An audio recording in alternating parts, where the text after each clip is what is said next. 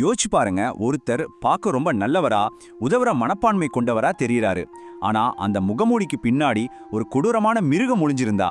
இன்னைக்கு நம்ம பார்க்க போற இந்த வழக்கத்துல ஒரு சகோதரனோட அன்பு ஒரு தந்திரமான திட்டம் மூலமா அப்படிப்பட்ட ஒரு கொடூரனை எப்படி அம்பலப்படுத்துச்சுன்னு தான் பார்க்க போறோம். அவன் மேல்நிலை பள்ளியில் படிக்கும் போதே எனக்கு ஒரு மாதிரியாக தெரிந்தான். இது பாதிக்கப்பட்ட பெண்ணோட அண்ணன் சொன்ன வார்த்தைகள். இந்த ஒரு உள்ளுணர்வு தான் யாருமே எதிர்பார்க்காத இந்த வழக்கின் மர்மம் முடிச்சு அவிழ்க்க முதல் துரும்பா இருந்துச்சு. இந்த கதையோட மையப்புள்ளி 19 வயசான லீ. அவளோட வாழ்க்கையில போதைப்பொருள் பழக்கம், மன அழுத்தம்னு ரொம்ப கடினமான ஒரு காலகட்டத்தில் இருந்தா.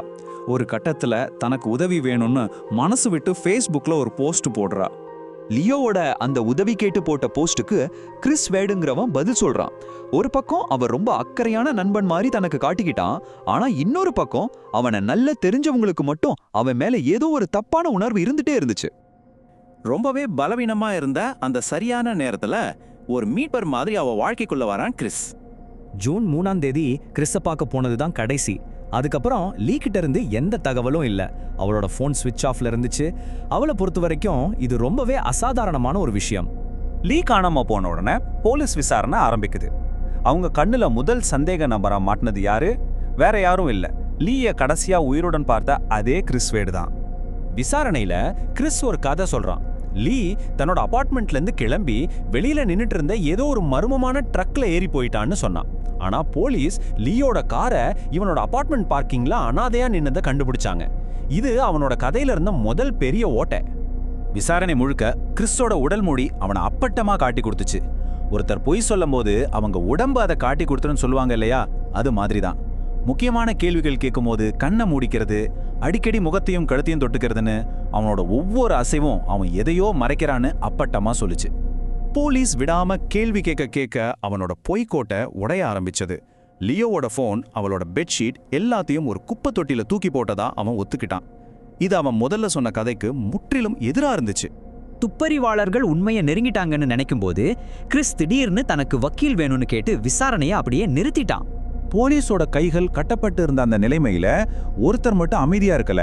அது லீயோட அண்ணன் மேக்ஸ். தன் தங்கைக்கான நீதிக்காக அவனே களத்துல இறங்க முடிவு செஞ்சான். அதிகாரப்பூர்வ விசாரணை நின்னு போனதால மேக்ஸ் ஒரு துணிச்சலான திட்டத்தை போட்டான். அது ஒரு 4 படிநிலை கொண்ட ஒரு உளவியல் பொறி. அதோட ஒரே நோக்கம் கிறிஸ் வாயாலேயே உண்மையை வர வைக்கிறதா தான். சரி, இப்போ நாம இந்த வழக்கத்தோட உச்சக்கட்டத்துக்கு வந்துட்டோம். மேக்ஸ் ரகசியமா ரெக்கார்ட் பண்ண அந்த உரையாடல் தான் அது. அங்கதான் உண்மை வெளிவந்தது. மேக்ஸோட வலையில சிக்கின கிறிஸ் கடைசியா வாயை திறந்தான்.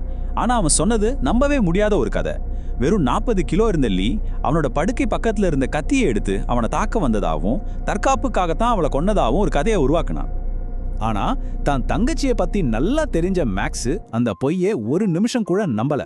டே, அவ அப்படி பண்ண மாட்டடா அப்படிங்கிற அவனோட வார்த்தைகள் கிறிஸோட கதையில இருந்த அபத்தத்தை வெளிச்சம் போட்டு காட்டுச்சு. அதுக்கப்புறம் கிறிஸ் அந்த கொலையை ரொம்ப சாதாரணமா விவரிச்சான். லீய அது அப்படின்னு குறிப்பிட்டு அவளோட உடலை குப்பை தொட்டியில தூக்கி போட்டதா சொன்னான். அவனோட வார்த்தைகள்ல ஒரு துளி கூட வருத்தமோ மனிதாபிமானமோ இல்ல. உரையாடலோட இறுதியில மேக்ஸ் சொன்னான், நீ என் தங்கச்சிய கொன்னுட்டடா. இந்த வார்த்தைகளுக்கு பிறகு மேக்ஸ் கிறிஸை தாக்கினான். உடனே 911க்கு கால் போச்சு. கிறிஸ் கைது செய்யப்பட்டான். கிறிஸ் கைது செய்யப்பட்டதோட இந்த கதை முடியல. போலீஸ் அவனோட வீட்டையும் கம்ப்யூட்டரையும் சோதனை போட்டப்பதான் அந்த நல்லவ முகமூடிக்கு பின்னாடி இருந்த உண்மையான பயங்கர முகம் வெளியே வர ஆரம்பிச்சது. அப்போ நிஜமான கிறிஸ்டோபர் வேட் யாரு? அந்த நல்ல நண்பன்கிற முகமூடிக்குள்ள என்னென்ன இருண்ட ரகசியங்கள் ஒளிஞ்சிருந்துச்சு? அந்த சோதனையில கிடைச்ச விஷயங்கள் எல்லாம் மனசையே பதற வைக்கிற மாதிரி இருந்துச்சு. சின்ன வயசுல இருந்தே பெண்களை கொல்றத பத்தி கற்பனை பண்றது, வக்ரமான கதைகள் எழுதுறது, அப்புறம் சின்ன குழந்தைங்களோட பாலியல் படங்களை இன்டர்நெட்ல தேடுறதுன்னு அவன் ஒரு கொலையாளி மட்டும் இல்ல, ஒரு பன்முக கொடூரன்னு அம்பலமாச்சு. இன்னொரு அதிர்ச்சியான விஷயம் என்ன தெரியுமா? கிறிஸ் படிச்சது கிரிமினல் ஜஸ்டிஸ். தன்னோட படிப்பை நீதியை காப்பாத்த இல்ல, எப்படி போலீஸ் கேள்விகளை சமாளிக்கிறது, தடயங்களை எப்படி அழிக்கிறதுன்னு கத்துக்கிறதுக்கு பயன்படுத்தியிருக்கான். இவ்வளவு நடந்தும் கிறிஸ் குற்றத்தை ஒத்துக்கிட்ட பிறகும் ஒரு விஷயம் மட்டும் இன்னைக்கும் அந்த குடும்பத்துக்கு தீராத சோகமா இருக்கு.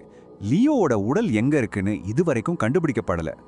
கடைசியில கிறிஸ் வேட் 2ஆம் கட்ட கொலை, ஒரு குழந்தைய பாலியல் ரீதியா சுரண்டியதுன்னு பல குற்றங்களுக்காக அவனுக்கு 48 வருஷம் ஜெயில் தண்டனை விதிக்கிற ஒப்பந்தத்தை ஏத்துக்கிட்டான். இந்த முழு வழக்கையும் பார்க்கும்போது நம்ம மனசுல ஒரு கேள்வி எழும்புது. நம்மள சுத்தி நல்லவ மாதிரி நடிக்கிற முகமூடிக்கு பின்னாடி இது மாதிரி எத்தனை கொடூரர்கள் ஒளிஞ்சிட்டு இருக்காங்க யோசிச்சு பாருங்க.